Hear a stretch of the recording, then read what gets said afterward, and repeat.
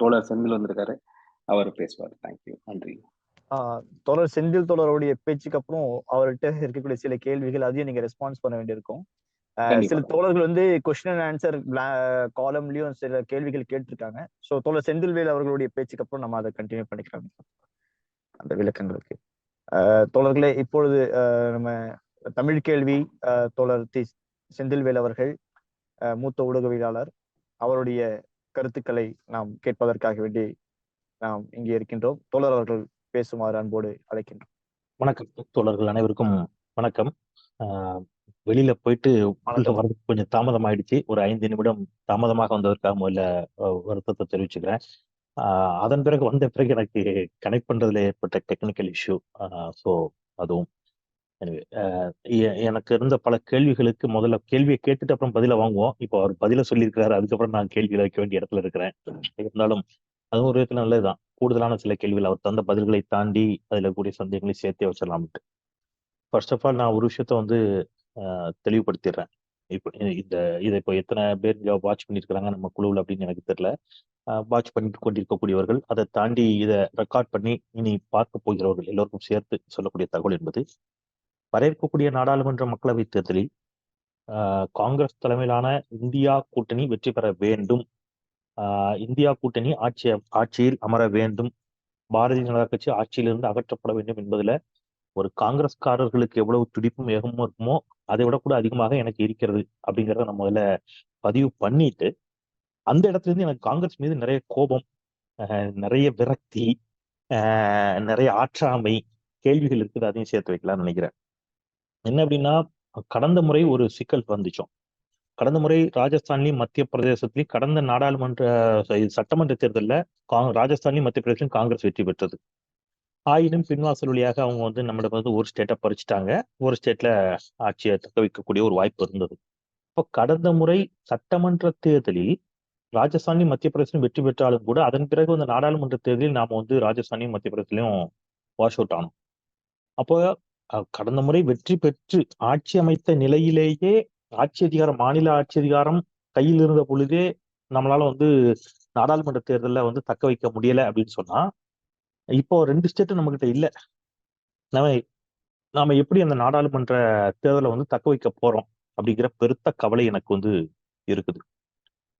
பாஜக வீழ்த்த முடியாத சக்தி அல்ல அப்படிங்கிற தோழர் சசிகாந்துடைய வாதத்துல நான் முழுவதுமாக உடன்படுகிறேன். எனக்கு அதுல மாற்று கருத்தே கிடையாது. ஆனா அது காங்கிரஸால் வீழ்த்த முடியாத சக்தியாக இருக்கிறதோ அப்படிங்கிற ஆதங்கம், ஆற்றாமை தான் எனக்கு வந்து காங்கிரஸ் மீது வெறுப்பல்ல, ஒரு உரிமையோடு உண்டான கோபமா கூட நீங்க இதை எடுத்துக்கங்க.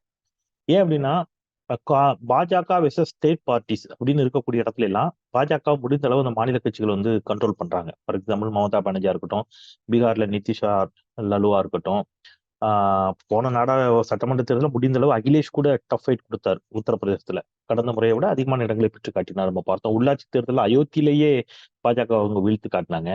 தமிழ்நாடா இருக்கட்டும், இந்த மாதிரி பல மாநிலங்கள் எடுத்துக்கங்க. அப்போ பாஜக வந்து அந்த ஸ்டேட் பார்ட்டிஸ் இருக்கக்கூடிய பல மாநிலங்கள்ல ரொம்ப வலுவாவே பாஜக வந்து வீழ்த்த முடிகிறது. இப்போ பாஜக இன்னைக்கு டஃபா இருக்கிற, நமக்கு பெரிய சவாலாக இருக்கக்கூடிய மாநிலங்கள் அப்படின்னு பாத்தீங்கன்னா, பிரதானமா உத்தரப்பிரதேசத்தை நீக்கிட்டு பாத்தீங்கன்னா மத்திய பிரதேசம், ராஜஸ்தான், குஜராத், இந்த 3 மாநிலங்களிலும் அவர்கள் பெறக்கூடிய ஒட்டுமொத்தமாக அவங்க என்ன பண்றாங்க அப்படின்னா, அப்படியே நாடாளுமன்ற மக்களவை தொகுதிகளில் இந்த 3 மாநிலங்களிலும் மொத்தமா ஒரு சீட்டு மிச்சம் இல்லாம தூக்கிட்டு வந்துடுறாங்க. அப்போ இந்த 3 மாநிலங்களிலும் உத்தரப்பிரதேசத்திலும் அவர்கள் பெறக்கூடிய அந்த வெற்றியால் 4 ஸ்டேட்ல பாஜக வெற்றி பெறுகிறது. அந்த 4 ஸ்டேட்ல பெற வெற்றியால அவன் ஆட்சி அமைக்கிறான். மற்ற ஸ்டேட்ல கொஞ்சம் கணிசமான ஓரிரு இடங்களை பெற்றாலும் கூட, நான் சொல்றது முற்று முழுவதுமாக இந்த 4 ஸ்டேட்ல பெறக்கூடிய வெற்றியால பாஜக ஆட்சிக்கு வந்து ஒட்டுமொத்த இந்தியாவுக்கும் அவனுடைய சித்தாந்தத்தையும் ஐடியாலஜியும் திணிக்கிறான் அப்படின்னு சொன்னா, மற்ற மாநிலங்களில் பாஜக தடுத்து நிறுத்தப்பட்டாலும் இந்த மாநிலங்களில் தடுத்து நிறுத்தப்படாமல் போவதால் தான் இந்தியாவில் மீண்டும் பாஜக ஆட்சிக்கு வந்துச்சு 2019லயும் கூட. அப்ப இந்த மாநிலங்களில் இப்ப ராஜஸ்தான்ல வேற பார்ட்டி இல்ல, ஸ்டேட் பார்ட்டி இல்ல, காங்கிரஸ் வெர்சஸ் பாஜக தான், டைரக்ட் வார். குஜராத்ல டைரக்ட் வார் காங்கிரஸுக்கும் பாஜக இருக்கும். மத்திய பிரதேசம் டைரக்ட் வார் காங்கிரஸுக்கும் பாஜக இருக்கும். அப்ப இந்த டைரக்ட் வார் இருக்கக்கூடிய இடங்கள்ல காங்கிரஸ் வந்து இழப்பை சந்திப்பது எங்களை போன்றவர்களுக்கு பெரும் வருத்தமாகவும் ஒரு மாதிரி இயலாமைக்குள்ள போய் ஒரு சோர்வை கொடுத்துருது. என்னடா நம்ம தமிழ்நாட்டுல எவ்வளவுதான் சண்டை போட்டாலும் தென்னிந்தியா சண்டை போட்டாலும் இது என்ன இப்படி ஆயிடுது அப்படிங்கிற ஒரு லேமன் மனநில இருந்து கூட நான் இது வந்து வச்சுக்கிறேன். அப்போ இதுல ஸ்ட்ராட்டஜி ப்ராப்ளம்னு சிலதை இப்போ சுட்டி காட்டினார். இப்போ ராஜஸ்தான்ல தோழருக்கும் நல்லா தெரியும், அங்கன்னு ஒர்க் பண்ணாரு சிபிஎம். இப்போ நேற்று ஹிந்துல வந்து அது விரிவா ஒரு ஆர்டிகலாவே வந்திருக்குது, பார்த்திருப்பீங்க நண்பர்கள். இப்போ நீங்க வந்து கடந்த முறை அவர்கள் 2 தொகுதிகளில் வெற்றி பெற்று 4 தொகுதியில் 2ஆம் இடம் வந்தது. 6 தொகுதிகளுக்கு அவங்க கன்வின்ஸும் ஆறாங்க. 6 தொகுதிகளுக்கு கன்வின்ஸ் ஆன பிறகும் அவங்க நம்ம கூட்டணிக்குள்ள அக்கமடேட் பண்ண முடியல அப்படிங்கிற இடம் இருக்கு இல்லையா? அப்போ நான் ரொம்ப ஸ்ட்ரைட்டாவே இந்த கேள்வி கேட்கிறேன். தேசிய தலைமை மாநில தலைமைகளை கட்டுப்படுத்த இயலாத இடத்தில் வந்து இருக்குதா? காங்கிரசினுடைய தேசிய தலைமைக்கு மாநில தலைமைகள் கட்டுப்பட மறுக்கிறார்களா? ஒரு குறுநில மன்னர்களைப் போல மாநில தலைவர்கள் செயல்படுகிறார்களா? ஒரு குறுநில மன்னர்களைப் போல மாநில தலைவர்கள் செயல்படுகிறார்கள் என்று சொன்னால் அவர்களை களை எடுக்க வேண்டிய அவசியம் காங்கிரஸுக்கு தேவையும் அவசியமும் இருக்குதா? எனக்கு தெரியல அவங்களுடைய பிளஸ். இதெல்லாம் நான் திருப்பி சொல்றேன், நான் கருத்தா கூட வைக்கல, நான் கேள்வியாவும் சந்தேகமாவும் வச்சுட்டு வரேன். காங்கிரஸுக்குள் இருக்கக்கூடிய காங்கிரஸை இன்னைக்கு 2ஆ பிரிக்க வேண்டிய கட்டம் நேர்காலத்துல இருந்தே அது அப்படித்தான் இருக்குது. வலதுசாரி காங்கிரஸ் ஒண்ணு, ஆர்எஸ்எஸ் காங்கிரஸ் ஒண்ணு, ஆர்எஸ்எஸ் இல்லாத காங்கிரஸ் ஒண்ணு அப்படிங்கிற பார்வை இருக்குது. நமக்கு பலருக்கும் தெரியும், அது உண்மைதான். நம்ம வந்து அதுல இருந்து மிக உயர்ந்த பதவிகள் எல்லாம் அனுபவித்து விட்டு பிரச்சனைன்னு வருகின்ற பொழுது காங்கிரஸை அம்போன்னு விட்டுட்டு போற வலதுசாரி தலைவர்கள், காங்கிரஸ்குள்ள இருந்த வலதுசாரி தலைவர்கள் நம்ம வந்து பிரணாப் முகர்ஜி வரைக்கும் கூட பார்த்துட்டோம். அப்போ நமக்கு என்ன ஆத்திரமும் கோபமும் வருது அப்படின்னா, பாஜக ஹிந்துத்துவ ஐடியாலஜி வச்சு ஒரு வலதுசாரி அரசியலை முன்வைக்கின்ற பொழுது காங்கிரஸ் ஜனநாயக பூர்வமான ஒரு இயக்கம், இந்த நாட்டினுடைய விடுதலைக்காக பங்காற்றிய ஒரு இயக்கம், முற்று முழுவதுமாக ஒரு ஹிந்துத்துவ அரசியலிலிருந்து முரண்பட்டு ஒடுக்கப்பட்ட விளிம்புநிலை மக்களுக்காக இருக்க வேண்டிய இயக்கம் இன்னைக்கு அந்த இடத்துல இல்லாம, அது அங்கேயும் இல்லாம இங்கேயும் இல்லாம ஒரு விதமான குழப்ப நிலைக்குள் சிக்கி தவிக்கிறதா? காங்கிரஸை எப்படி பார்க்கிறது? இப்ப தமிழ்நாட்டுல காங்கிரஸ் மீதான பார்வை ஒரு விதமா இருக்குது. மத்திய பிரதேசத்துல காங்கிரஸை வந்து மத்திய பிரதேச காங்கிரஸின் மீதான பார்வை கிட்டத்தட்ட பாஜகவின் மீதான பார்வை மாதிரியே இருக்குது. பாஜக பொறுத்தல அப்படி இல்லை. நீங்க பாஜக மத்திய பிரதேசத்துல எப்படி இருக்குதோ அப்படித்தான் தமிழ்நாட்டிலும் இருக்கும். மதவாத கொள்கையோட அடிப்படையாத கொள்கைகள். இன்னும் சொல்ல போனா தமிழ்நாடு போன்ற ஸ்டேட்ல அவங்க கொஞ்சம் அடக்கி கூட வாசிக்கலாம், டைலூட் ஆகலாம். ஆனா காங்கிரஸ் பாருங்க, அப்போ இந்த நிலைமை வந்து ஒரு பெரிய சிக்கலாக இருக்கிறதா அப்படிங்கிற கேள்வி. நீங்க ஒரு ஓட்டுல தோத்தாலும், ஒரு பர்சன்டேஜ்ல தோத்தாலும் தோல்வியாகத்தான் மக்கள் மன்றத்துல பார்க்கப்படும். அப்போ சாமானிய மக்கள், நீங்க அன்னைக்கு எலெக்ஷன் ரிசல்ட் வந்த அன்னைக்கு தமிழ்நாட்டுல இருந்து எனக்கு ஏகப்பட்ட கால்ஸ். சாமானிய மக்கள் பலரும் என்கிட்ட வருத்தத்தோட பகிர்ந்தது, ஐயா என்னையா இப்படி ஆயிடுச்சு, ஐயா என்னையா இப்படி ஆயிடுச்சு. எல்லாரும் பாஜக தோற்கணும்னு இங்க நிறைய பேர் விரும்பினார்கள். ஆனா அது நடக்கலைங்கும் போது அத்தனை பேருக்கும் காங்கிரஸ் மீது ஒரு பெரும் கோபம் வந்துச்சு. அது வந்து காங்கிரஸ் ஆட்சிக்கு வரணுங்கிற ஆதங்கத்துல வந்த கோபம். என்னையா இப்படி பண்ணுதியா அந்த காங்கிரஸ், இது என்னையா அப்படின்னு என்கிட்ட கொந்தளித்தவர்கள் நிறைய பேர். அப்போ இங்க சிக்கல் அகைன் நான் என்ன சொல்றேன், இப்போ தோழர் கூட சொன்னாரு, சில தலைவர்களுடைய தவறுகள் அப்படின்னு சுட்டி காட்டினார். சில தலைவர்களுடைய தவறுகள் என்பதை வந்து தேர்தலுக்கு முன்பாகவே யூகிக்க முடியாத அளவிற்கு பலவீனமாக இருக்கிறோமா நாம்? இப்படி போனா இது இப்படித்தான் நடக்கும் அப்படிங்கிறத கணிப்பதற்கு நம்மகிட்ட வந்து ஸ்ட்ராட்டஜி டீம் இல்லையா? பல தேர்தல்களை கண்ட வலிமையான தலைவர்கள் இல்லையா? இப்போ Mallikarjun Kharge senior most leader, அவரால் அதை யூகிக்க முடியாத இடத்துல போயிட்டாரா? ராகுல் அவ்வளவு கடின உழைப்பாளி. அப்போ நம்ம தேசிய தலைமையை தாண்டி மாநிலங்களில் ஒவ்வொருவரும் அவர்கள் நினைத்ததைத்தான் செய்வோம் அப்படிங்கிற ஒரு இடத்துல வர்றாங்கன்னா இத்தனை பேருடைய உழைப்பு அப்படிங்கிறது அங்க வீணாகி போகுது. அப்போ காங்கிரஸ்ல இதெல்லாம் எப்போ சரி ஆகும்? தேசிய தலைமைக்கு இப்ப நீங்க சிவராஜ் சிங் சௌகானை வந்து அறிவிக்கவே அவங்க வந்து அவ்வளவு யோசிச்ச பிறகும் கூட பாஜக அவங்க எப்படி இருக்குது அப்படிங்கிறது இருக்குல்ல. நீங்க அவர் அங்க அவ்வளவு வலிமையான தலைவராக இருக்கக்கூடிய ஒருவரை அவங்க வந்து கேண்டிடேட் லிஸ்ட்ல கூட சொல்லாம அவங்களால கடத்த முடிகிறது. ரொம்ப பிற்பாடுதான் அவங்க அறிவிக்க முடியுது அப்படின்னு சொன்னா, ரைட் ஆர் ராங், ஒரு வலிமையான தலைமையா அவங்க வந்து காட்டப்படுகிறார்கள். அது உண்மையா இல்லையா அது வேற, அங்கேயும் கோஷ்டி பூசல்கள் இருக்கலாம். ஆனா இன்னைக்கு ராஜ்நாத் சிங் இருக்கிறாரு, அமித்ஷா இருக்கிறாரு, யோகி ஆதித்யநாத் இருந்தாரு, எடியூரப்பா இருந்தாரு, சவுகான், இன்னைக்கு எல்லாருமே அங்க என்னவா ஆக்கப்பட்டாங்க, சிறிய கோடுகள் ஆக்கப்பட்டு ஒரு ஒற்றை தலைமையாக ஒரு பெரிய தலைவராக இன்னைக்கு மோடியை கொண்டு வந்து அவங்க நிப்பாட்டிட்டாங்க. அப்போ நம்மில் இந்திய வாக்காளர்களுடைய உளவியல் என்பது, நான் இடதுசாரி கட்சிகளோடு பேசுகின்ற பொழுது அடிக்கடி சொல்றது, இடதுசாரி சித்தாந்தம் எல்லாருக்கும் உடன்பாடு உள்ள சித்தாந்தம். கம்யூனிஸ்ட் சித்தாந்தத்துல பெரிய முரண்பாடுகள் நம்ம யாருக்கும் இருக்காது. ஆனால் கம்யூனிஸ்ட் கட்சிகள் ஏன் இங்கே வலிமை இழந்து போயின?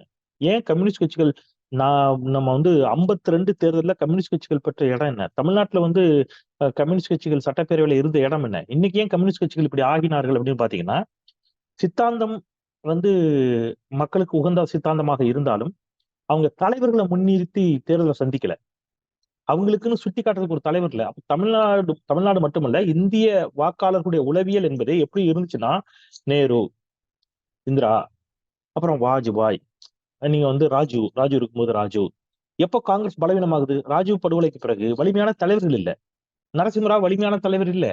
மன்மோகன் சிங் அப்கோர்ஸ் மிகப்பெரிய புத்திசாலி, கெட்டிக்காரர், இந்தியாவை வேற ஒரு இடத்துக்கு கொண்டு போனார். ஆனால் மக்கள் வந்து ஒரு ஹீரோயிச தலைவரை எதிர்பார்க்கலாம் இல்லையா? அந்த மாதிரியான தலைவராக அவரால் நம்மளாலையும் அவரை போர்ட்ராய் பண்ண முடியல. அவரும் அந்த இடத்துக்கு நகரல. இன்னைக்கு ராகுல் மெல்லமா அந்த இடத்துக்கு நகருகிறார். ஆனால் மோடி அவங்க அதுல வந்து சித்தரித்து ஒரு போலியான ஒரு பிம்பத்தை கட்டி அவர் ஒரு பெரிய லீடரா காட்டி நிப்பாட்டிட்டாங்க. தமிழ்நாட்டுல கலைஞர் விசஸ் ஜெயலலிதா தான், கலைஞர் விசஸ் எம்ஜிஆர் தான், கலைஞர் விசஸ் காமராஜர் தான், அண்ணா விசஸ் காமராஜர் தான். அப்ப லீடர்கள் அதுதான் வந்து இப்ப தமிழ்நாட்டுல காங்கிரஸினுடைய வீழ்ச்சிக்கு காரணமும் காமராஜருக்கு பிறகு இங்க லீடர்ஸ் இல்லாது. இன்னைக்கு இருக்கக்கூடிய தமிழ்நாடு காங்கிரஸ் கமிட்டியினுடைய தலைவர் பேர் என்னன்னு ஒரு சாமானியமா ரோட்ல இறங்கி டிக்கெட்ல கேட்டீங்கன்னா எத்தனை பேருக்கு தெரியும்? தெரியாது. அப்போ லீடர் பேஸ்டாவே தான் இந்திய பாலிடிக்ஸ் இருக்குது அப்படின்னு சொல்லிக்கிட்ட பொழுது, நாம வந்து அப்படி ஒரு வலிமையான தலைவரை இன்னமும் காங்கிரஸ் ராகுல் காந்தியை வந்து நம்ம வந்து முன்னிறுத்தி இருந்தாலும் மாநில காங்கிரஸ் தலைமைகள் அவருக்கு கட்டுப்பட தயங்குகிறதா?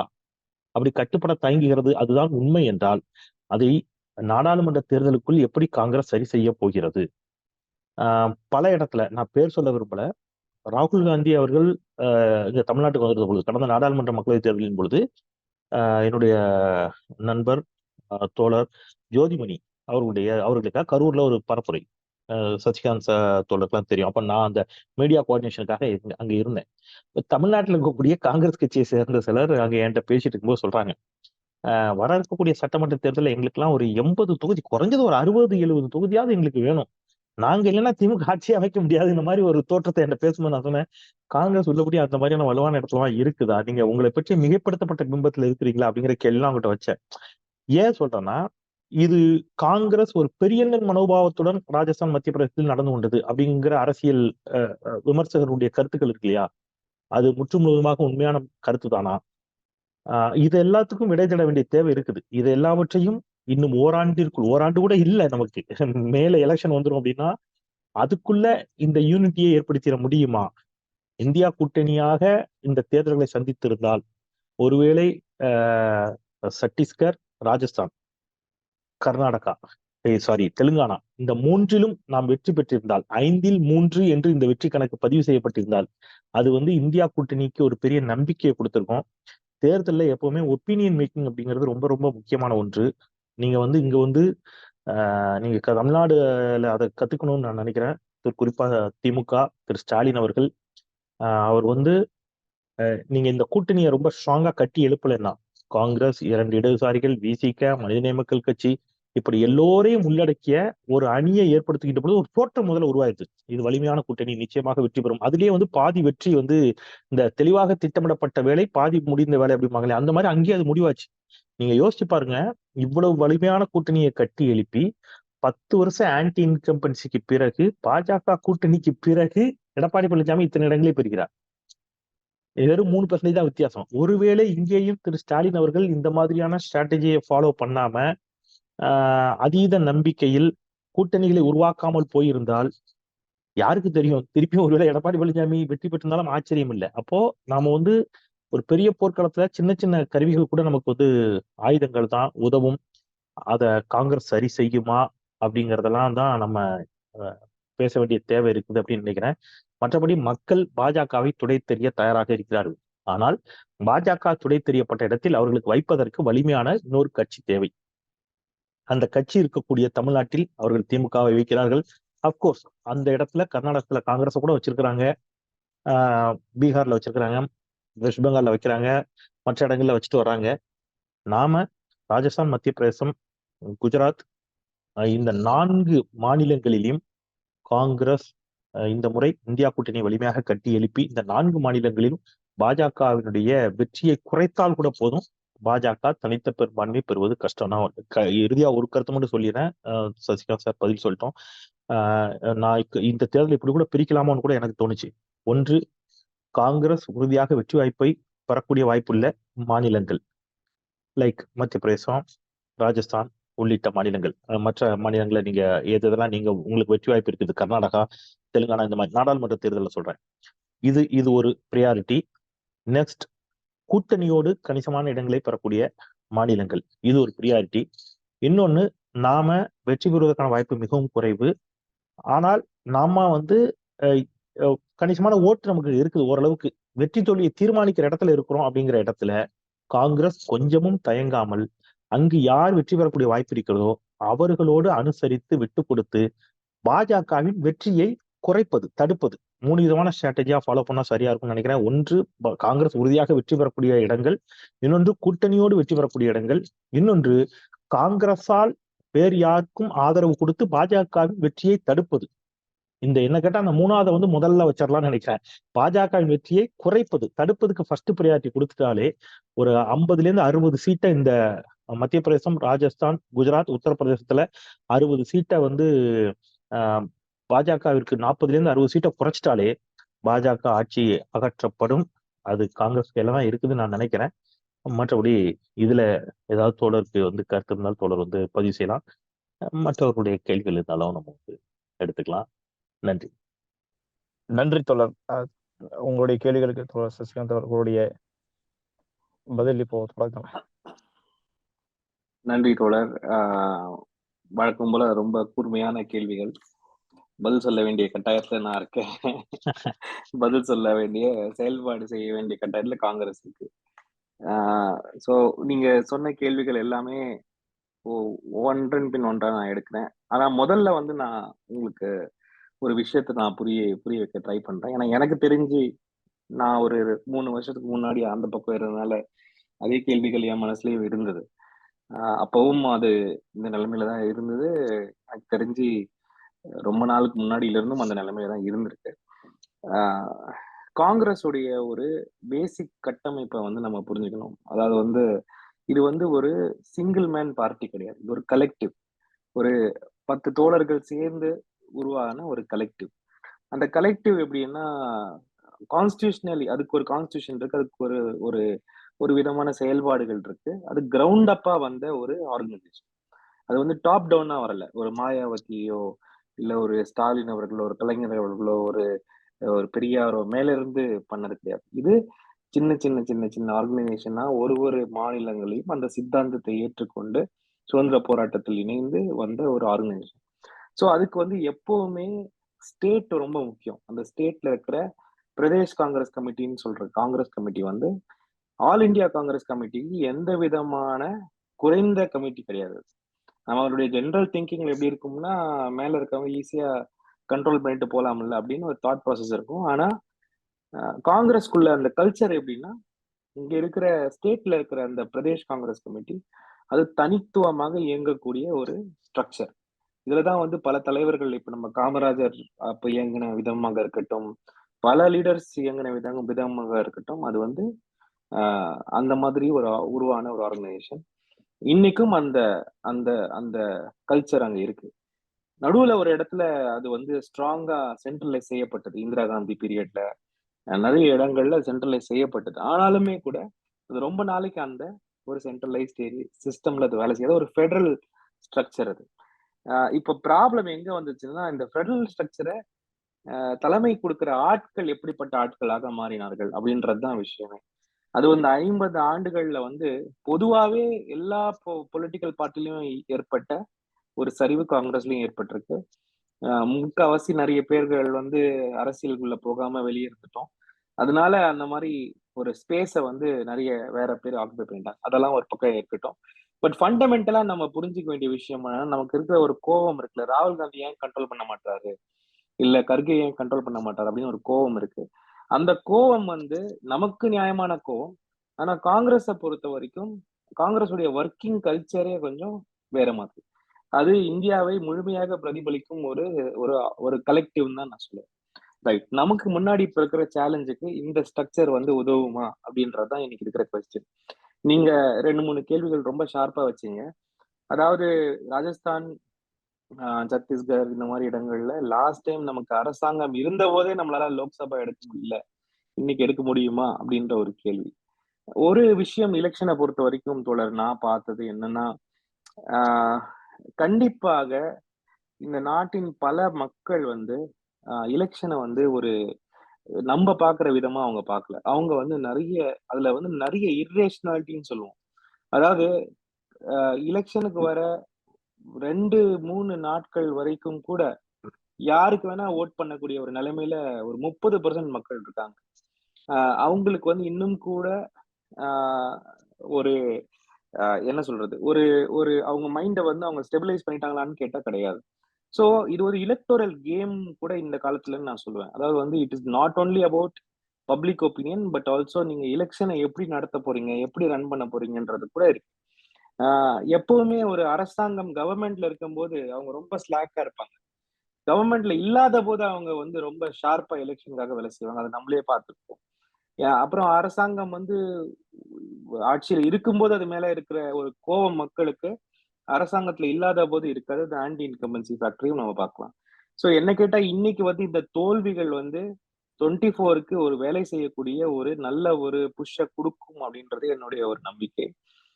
காங்கிரஸும் நிறைய விஷயங்களை வந்து முன்ன பின்ன பார்க்கக்கூடிய அந்த ஒரு கர்நாடகா எலெக்ஷனுக்கு அப்புறம் ஏற்பட்ட அந்த ஒரு கான்பிடன்ஸ், அது வந்து கொஞ்சம் எப்பவுமே எனக்கு தெரியும் அது ஒரு நெகட்டிவா தான் கொஞ்சம் சில சமயம் வேலை செய்யும். சோ இன்னைக்கு வாங்கின அந்த அந்த தோல்விகள் வந்து ஒரு கண்டிப்பாக அது ஒரு பாசிட்டிவா தான் இருக்கும் 24 எலெக்ஷன்ன்றது என்னுடைய ஒரு சொந்த நம்பிக்கை. அதனால இன்னைக்கு எல்லாம் ரிவ்யூ மீட்டிங்ஸ் பல விஷயங்கள் நடக்குது, பல விஷயங்கள் அதுக்காக மாற்றங்கள் ஏற்படும். இப்போ ஸ்டேட் லீடர்ஸ் வந்து சென்ட்ரல் லீடர்ஸை கேட்கவே மாட்டாங்கன்னா அப்புறம் என்ன பண்றது அப்படின்ற ஒரு கேள்வி நீங்க வச்சீங்க. கண்டிப்பாக காங்கிரஸை பொறுத்த வரைக்கும் ஸ்டேட் லீடர்ஷிப் வந்து ஒரு முக்கியமான ஒரு இதுவா தான் பார்ப்பாங்க. ஆனா இன்னைக்கு காலகட்டத்துல லோக்சபாவை பொறுத்த வரைக்கும் எந்த ஸ்டேட் லீடருமே கண்டிப்பாக தனித்துவமாக இப்ப இயங்க போவது கிடையாது. எல்லோரும் ஒரு ஒற்றை புள்ளியில தான் போறோம். இன்ஃபேக்ட் காங்கிரஸ் மட்டும் இல்லை, எல்லா கட்சிகளும் இணைந்துதான் இதுக்குள்ள நம்ம போக போறோம். ஆனாலுமே கூட டிசிஷன் மேக்கிங் வந்து காங்கிரஸ்ல பாத்தீங்கன்னா ரொம்ப உங்களுக்கு வந்து ஃபட்ஜியா இருக்க மாதிரி தெரியும். அதாவது வந்து ஒரு கிளியர் கட்டா எடுக்க மாட்டாங்க அப்படின்ற மாதிரி தெரியும். ஆனா அது உண்மை அல்ல. அதாவது இந்த சித்தாந்த தெளிவு காங்கிரஸ் கட்சிக்கு உண்டு. அதுல சில தலைவர்களுக்கு சில பிரச்சனைகள் இருக்கலாம். இவ்வளவு பெரிய கட்சி ஒரு ஒரு ஊர்லயும் ஒரு ஒரு ஒரு ஒரு இடங்கள்லயும் இன்னைக்கு காங்கிரஸை பத்தி நம்ம ஏன் பேசுறோம்னா அதை ரீப்ளேஸ் பண்ண முடியாது. ஒரு ஒரு ஊர்லயும் ஒரு ஒரு சேரியிலையும் இந்தியா முழுக்க இருக்கக்கூடிய ஒரு இயக்கம் அது. அதனால அந்த இயக்கத்துல வந்து பலதரப்பட்ட மக்கள் சேருவாங்க. அந்த எல்லாருக்கும் அந்த சித்தாந்த தெளிவு இருக்குமான்னு கேட்டா கிடையாது. கண்டிப்பாக தலைமைக்கு அந்த சித்தாந்த தெளிவு இருக்கு. இன்னைக்கு இந்தியால வந்து அந்த சண்டையில முதன்மையாக நின்று சண்டை போடுவது காங்கிரஸ் தலைமை தான். அதுல எந்த மாற்று கருத்தும் வேண்டாம். இன்னைக்கு மட்டும் இல்ல, இதை எதிர்த்து யாரு வேணா எப்படி வேணா மாறுவா அவங்களுடைய சொந்த விஷயத்துக்காக. ஆனா காங்கிரஸ் பேரியக்கம் எந்த காலத்திலையும் அது மாறவே முடியாது. ஏன்னா அது ஒரு தலைவர் கண்ட்ரோல் பண்றது கிடையாது. அது வந்து ஒரு இயக்கம். அதை வந்து அவ்வளவு ஈஸியா யாருமே வேற விதத்துல வழிநடத்தி செல்ல முடியாது. ஸோ அதனால அந்த நம்பிக்கை காங்கிரஸ்ல தான் நம்ம கொடுக்க முடியும். அந்த காங்கிரஸ் தான் அதை முன்னின்று நடத்த முடியும். எஸ், நிறைய ஃப்ரஸ்ட்ரேஷன்ஸ் இருக்கு. அந்த ஃப்ரஸ்ட்ரேஷன்ஸ் எல்லாம் நம்ம வந்து சரி செய்து வரணும்ன்றதுக்கு முக்கியமான ஒரு வேலை என்னன்னா, இன்னைக்கு நான் பார்க்குற வேலை என்னன்னா, காங்கிரஸோடு தோள் கொடுப்பது மட்டுமல்ல, காங்கிரஸில் இணைந்து இயங்கி அது உள்ளேயும் வர வேண்டும். அப்படிதான் ஒரு சிச்சுவேஷன் இருக்கு. நீங்க தமிழ்நாடு காங்கிரஸ் பத்தி சொன்னீங்க. தமிழ்நாடு காங்கிரஸ் ஒரு காலத்துல 45-60% ஓட் ஷேர் வச்சிருந்த ஒரு பேரியக்கம். இன்னைக்கு அப்படி இல்லை. ஆனாலும் கூட அந்த சித்தாந்தத்திற்காக இன்னைக்கு கூட அதை சரியாக நம்ம வந்து கம்யூனிகேட் பண்ணி சரியாக பண்ணோம்னா கண்டிப்பாக இந்த சித்தாந்தத்தை வேண்டாம்னு சொல்ற ஆட்கள் வந்து இங்க யாருமே கிடையாது. சோ அது கண்டிப்பாக நடக்கும். காங்கிரஸ் சித்தாந்தம் வந்து எல்லோருக்குமான ஒரு ஃபியூச்சரிஸ்டிக் சித்தாந்தம். இந்த அரசியலமைப்பு சட்டத்தை எது நம்ம வந்து ஒரு பேஸா வச்சு பல சித்தாந்தங்களை உருவாக்குறோமோ அதோடைய அண்டர்லைன் விஷயமே காங்கிரஸ் தான். காங்கிரஸ்க்கு அந்த ஆர்கனைசேஷனல் ஸ்ட்ரக்சரும் உண்டு.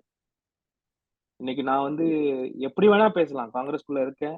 நான் இன்னைக்கு வந்து ஒரு லெஃப்ட் மீட்டிங்ல போய் நான் வந்து காங்கிரஸையே சாடலாம். ஆனா எனக்கு என்ன காங்கிரஸ் வந்து அது ஒரு பெரிய பெரிய பிரச்சனையா நினைக்காது. அதுக்கு உனக்குடைய தனி மனித உரிமைன்னு நினைச்சு அந்த ஆர்கனைசேஷன் விட்டுரும். ஸோ இந்த விஷயங்கள் எல்லாமே அந்த சித்தாந்தத்துக்குள்ள கோடிட்டு இருக்கு. ஆனா என்னன்னா தலைவர்கள் உருவாக வேண்டும். அதை நான் 100% ஒத்துக்கிறேன். அதற்கு நல்ல உள்ளங்கள் மறுபடியும் இணைய வேண்டும், உள்ள வர வேணும். வெளியே இருந்து மட்டுமே பேசிட்டு இருக்க முடியாது. உள்ள இருந்தாதான் நம்மளால ஏதாவது செய்ய முடியும். அதனால எல்லா எல்லா ஹெசிடேஷன்ஸையும் விட்டுட்டு இன்னைக்கு ஒரு இயக்கத்துல தோழர் என்ன காங்கிரஸ் சேர அழைக்கிறார். இல்ல தோழர், இப்போ 3 வருஷம் முன்னாடி நான் வெளியே உட்கார்ந்துட்டு இருக்கேன். இன்னைக்கு ராஜஸ்தான் எலெக்ஷன்ல என்னால ஏதோ ஒண்ணு செய்ய முடியுது. நான் பல தோழர்களை சொல்றேன், வெளியே இருக்காங்க, நிறைய செய்யணும்னு நினைக்கிறாங்க. ஆனா அவங்களுக்கு இணையறதுக்கு இடம் கிடைக்கல. நீங்க இந்த கட்சி மட்டும் இல்ல, எந்த கட்சியிலுமே இன்னைக்கு நான் ஒரு ஒரு காலேஜ் படிச்சுட்டு ஒரு பையன் அரசியலா நான் இது இயங்கணும்னு நினைக்கிறேன். எங்க போய் நான் என்ன சேர்த்துப்பேன்? எங்க போனாலும் எனக்கு வந்து ஒரு சேர்றதுக்கு ஒரு இடம் இல்ல. ஆனா இன்னைக்கு காலகட்டத்துல அத வந்து அந்த அந்த அந்த பிரச்சனையை போக்கி காங்கிரஸ் வந்து கதவை திறக்கணும் முதல்ல. நான் ராகுல் காந்தியை பத்தி எல்லாம் பேசல. கீழ இருக்கிற பிரதேஷ் காங்கிரஸ் கமிட்டி தான் வந்து பேஸ்.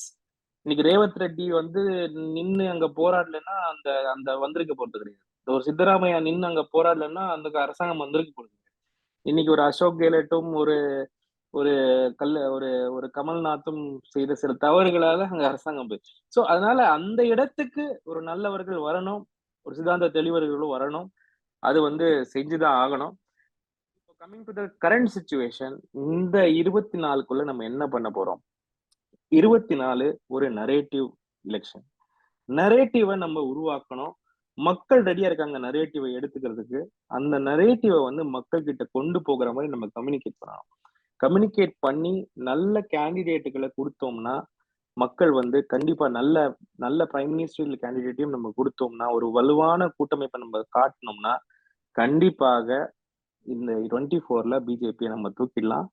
அதுக்கான எல்லா முயற்சிகளும் ஒரு சண்டை, இந்த சண்டையில வந்து சண்டை, இது வந்து ஒரு போர். இந்த போர்ல வந்து நம்ம ஜெயிப்போமா ஜெயிக்க மாட்டோமான்றதெல்லாம் கேள்வியே கிடையாது. கண்டிப்பாக நம்ம இறங்கி அதை செஞ்சுதான் ஆகணும். அது அதுக்கான என்னென்ன வேலைகளை என்னால உள்ள இருந்து செய்ய முடியுமோ அதை நம்ம செய்யணும். இன்னும் நிறைய தோழர்களுக்கு என்னுடைய அழைப்பு, தமிழ்நாடு உள்ளேயும் வந்து அந்த வேலைகளை செய்ய ஆரம்பிக்கணும். ஆல்ரெடி ஒரு ஃபோரமா வெளியே இருந்து செஞ்சுட்டு இருக்காங்க. பல தோழர்கள் சேர்ந்திருக்கோம் தமிழ்நாட்டுல. கண்டிப்பாக அந்த வேலைகளை செய்வோம். மேல என்னென்ன பண்ண முடியுமோ, நான் அந்த மீட்டிங்ல உட்கார்ந்துதான் எனக்குள்ள என்ன நாங்க பண்ண முடியும். காங்கிரஸ் எப்படின்னா ஒரு 10 பேர் சேர்ந்து பேசுவாங்க. அந்த 10 பேர்ல ஒரு 5 பேர் ஒரு மாதிரி குரல் கொடுத்தா அந்த பக்கம் போயிடும். அப்போ அந்த 5 பேரை தாண்டி குரல் கொடுக்கறதுக்கு இன்னொரு 10 பேர் அங்க தேவைப்படுது. அந்த 10 பேர்ல நம்ம உட்கார்ந்தாதான் அதை சரியான வழியில கொண்டு போக முடியும். கண்டிப்பா அந்த வேலையை வந்து நம்ம இணைந்து பல தோழர்களோடு செய்வோம். அதனால நான் என்ன சொல்றேன்னா, ஒண்ணு, மக்கள் இப்படி இருக்காங்கன்னு யாருமே நினைச்சிட வேண்டாம். என்னடா இப்படி ஓட்டு போடுறாங்களே, மோடிக்கு ஓட்டு போடுறாங்களேன்னு முதல்ல யாரும் தோண்ட விட வேண்டாம். அந்த செய்தியை தான் நான் மக்களுக்கு சொல்ல விரும்புறேன். எனக்கு ஒன் மோர் கொஸ்டின். இந்த பார்லிமெண்ட் எலெக்ஷன்ங்கிறது India alliance, that means Aam Aadmi உள்ளிட்ட ஆம் ஆத்மி, நான் சொன்ன மாதிரி மமதா பானர்ஜி, 2 இடதுசாரிகள், அந்தந்த மாநிலத்துல யார் வலுவா இருக்கிறாங்களோ அவங்களுக்கான ஷீட் ஷேரிங்கோட, உத்தரப்பிரதேசல அகிலேஷோட, அது அது எந்த குழப்பமும் இல்லாமல் ஒன்றுபட்டு நின்றாலே இந்தியா கூட்டணி வின் பண்ணும் அப்படிங்கிறது சாமானிய மக்களுக்குமான புரிதலும் கூட. அது எந்த அளவுக்கு சாத்தியம் நினைக்கிறீங்க? அதுக்கு காங்கிரஸ் தயாரா இருக்குதா? நான் சொல்றது ஆம் ஆத்மி, அகிலேஷ், இடதுசாரிகள் எல்லோரையும் உள்ளடக்கிய ஒரு கூட்டணியை எந்த குழப்பமும் இல்லாமல் விட்டு கொடுத்து அதை சரியான ஒரு நேர்த்தியான பாதை கொண்டு செல்வதற்கான சாத்தியக்கூறுகள் எந்த அளவுக்கு இருக்கு? பிராக்டிகலா நான் கேட்கிறேன். நான் பிராக்டிகலா தான் சொல்றேன். சாத்தியக்கூறுகள் நிறைய இருக்கு. ஏன்னா எக்ஸிஸ்டென்ஷியல் கொஸ்டின் ஆகி போச்சு. இது வந்து எக்ஸிஸ்டென்ஷியல் கொஸ்டின். இந்த மாதிரி வந்து ஒரு கூட்டணி வந்து ஒன்னா உட்காரணும் அப்படின்றதே வந்து நம்ம முன்னாடி எதிர்பார்த்துக்கவே மாட்டோம். இவ்வளவு நாளுக்கு முன்னாடி சேருவாங்க. அது இன்னைக்கு உருவாயிருக்கிறதுக்கு ஒரு எக்ஸிஸ்டென்ஷியல் ரீசன் இருக்கு. ஸோ இந்த இந்த இந்த விஷயங்களை வந்து ஸ்மூதன் செய்ய வேண்டிய வேலைகள்ல நிறைய பேர் நம்ம இருக்கோம் சிவில் சொசைட்டில.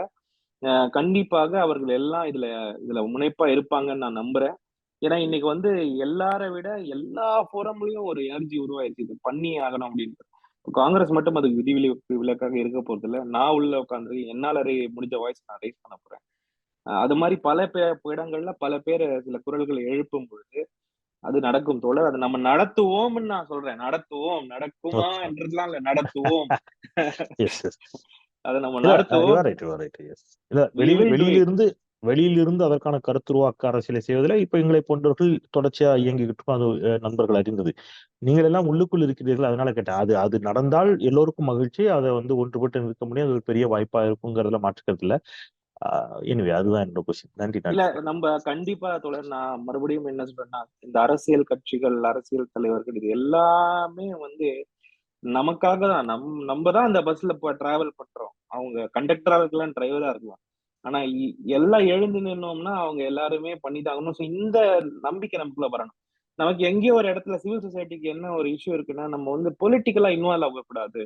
நம்ம நியூட்ரலாவே இருக்கணும் அப்படின்ற மாதிரி ஒரு பாயிண்ட் ஆஃப் வியூ இருக்கு. நியூட்ரலா எப்ப இருக்க முடியும்னா, சிச்சுவேஷன் நியூட்ரலா இருந்தா தான். என்ன ஆமா. பொறுத்த வரைக்கும் இன்னைக்கு நம்ம வந்து வெரி ஓப்பனா ஒரு கூட்டணி. இது ஒரு கட்சி கிடையாது. ஒரு கூட்டணி. இந்த கூட்டணி இந்த சித்தாந்தத்துக்கு கூட நான் நிக்க போறேன்ட்டு வந்து, அதுக்காக என்ன செய்ய முடியுமோ, நெறைய பேர் நான் நெறைய இந்த மாரி பொலிட்டிக்கல் மீட்டிங்ஸ் எல்லாம் பார்த்திருக்கேன். எல்லாரும் வந்து டேபிள்ல செட்டில் ஆகுறத விட, டேபிள தாண்டி செட்டில் ஆகுறது தான் ஜாஸ்தி. அவங்க ஒரு குரூப்ப நம்புவாங்க. அந்த குரூப் அவங்க கிட்ட போய் பேசி, இந்த பக்கம் பேசி நம்ம அத சரி பண்ணலாம். நம்ம ஆக்டிவா இறங்குவோம். உள்ள என்னென்ன பண்ண முடியுமோ அதற்கான வேலைகள ஆல்ரெடி நம்ம புஷ் பண்ணிட்டு இருக்கோம். அத கண்டிப்பா வேற ஏதாவது கேள்வி இருக்குங்களா தோழர்? இல்லைங்க, நன்றி. உங்களுடைய பட்டியல்ல இல்ல இல்ல. நல்ல தோழர். சொல்லுங்க தோழர் சொல்லுங்க. ஒண்ணுல தோழர் வந்து நம்மள வழி நடத்துற எல்லா இடத்துல தோழர் இருக்காரு. தோழருக்கு என்ன கேள்வி இருக்க போகுது? தோழர் செந்தில்வேல் அவர்களுடைய இறுதியாக அவருடைய கருத்து ஏதாவது இந்த இந்த 1 மணி நேரம் இந்த நிகழ்வுல அவருடைய கருத்து ஏதாவது நிறைவாக இருந்தால் அவர் தன்னுடைய கருத்தை முன்வைக்குமாறு கேட்டுக்கொள்கிறேன். ரொம்ப நன்றி தோழர்கள், கலந்து கொண்ட தோழர்கள், குறிப்பா தோழர் சசிகாந்த் அவர்களுக்கு ரொம்ப நன்றி. ஒருங்கிணைத்த தோழர் உங்களுக்கும் நன்றி. கலந்து கொண்டவர்களுக்கு நன்றி. ஒருங்கிணைந்து செயல்படுவோம். சிறிய சிறிய கருத்து வேறுபாடுகள், கருத்து மாறுபாடுகள், என்ன சொல்றது, நம்ம கட்சிக்குள்ள இருக்கிறவங்களுக்கு, காங்கிரஸ் கட்சிக்குள்ளே பிரச்சனை இருப்பீங்க, ஏதாவது எதிர்பார்த்திருப்பீங்க, பதவியோ அல்லது நியாயமா அதுக்காக நீங்க உழைச்சிருப்பீங்க, அது ஒருவேளை கிடைக்காம இருக்கலாம். அந்த மாதிரியான உங்களுடைய எதிர்பார்ப்புகள் நிறைவேறாமல் போன போது வந்த ஏமாற்றங்கள், இவற்றை எல்லாவற்றையும் தள்ளி வைத்து விட்டு இந்த தேசத்தை காப்பதற்காக, நாட்டை காப்பதற்காக, இந்த நாடாளுமன்ற தேர்தல் வரை அனைவரும் ஒருங்கிணைந்து பணியாற்றுவோம். மீண்டும் ஒரு முறை பாரதிய ஜனதா கட்சி ஆட்சிக்கு வருவதை கற்பனை கூட செய்து பார்க்க முடியவில்லை. அவ்வளவு கொடூரமான ஒன்றாக அது இந்தியாவிற்கு இருக்கும். பாஜக அகற்றப்பட வேண்டும் என்று சொன்னால் நாம் எல்லோரும் சசிகாந்த் தோழர் சொன்ன மாதிரி ஒன்றிணைந்து செயல்படுவோம். காங்கிரசும் அதற்கு தயாராகட்டும். இந்த ஒருங்கிணைப்பை பயன்படுத்திக் கொள்ளட்டும். நன்றி. ரொம்ப நன்றி தோழர். ரொம்ப நன்றி. தேங்க்யூ இனாம் தோழர். தேங்க்யூ. தோழர் சசிகாந்த் செந்தில் அவர்களுடைய நிறைவாக தன்னுடைய கருத்தை ஏதாவது ஒண்ணுமில்ல, யாரும் வந்து துவண்டு விட வேண்டாம். நம்ம வந்து காசால இல்ல, நம்ம மேல குண்டு மலை ஒன்னும் புளியல. சும்மா ஒரு 2-3 எலெக்ஷன் தோத்துருக்கோம், அவ்வளவுதான். அத வந்து நம்ம அதுவும் வந்து ரொம்ப 1%, 2%ல தான் நம்ம இழந்திருக்கோம். மக்கள் வந்து அவங்க தெளிவா தான் இருக்காங்க. மக்களோட இன்னும் பயணிக்கணும். நம்ம நிறைய மக்களோட பயணிக்கணும். கால்கள் நடக்க வேண்டும்.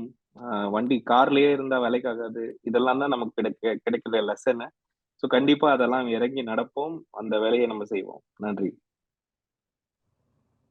நன்றி தோழர். இரு மாபெரும் ஆளுமைகள், குறிப்பாக 2 பேருமே மக்கள் களத்துல வந்து தன்னை முழுமையாக ஈடுபடுத்திக் கொண்டிருக்கக்கூடிய தோழர்கள். தோழர் செந்தில்வேல் அவர்களும் தோழர் சசிகாந்த் செந்தில் அவர்களும் 2 பேருமே ஆதிக்க மனப்பான்மை எதிர்த்து தங்களுடைய பதவிகளையும் தாங்கள் இருக்கக்கூடிய அந்த பொறுப்புகளையும் தகர்த்தெறிந்து தூக்கி எறிந்து வந்த தோழர்கள். அதனாலதான் இந்த முதல் அமர்வுல வந்து 2 தோழர்களையும் இன்னைக்கு பேச வச்ச சால பொருத்தமாக இருக்கும் என்று இந்த ஒரு நிகழ்வை குறுகிய ஒரு 24 மணி நேரத்துக்கு தான் முடிவு பண்ணோம்.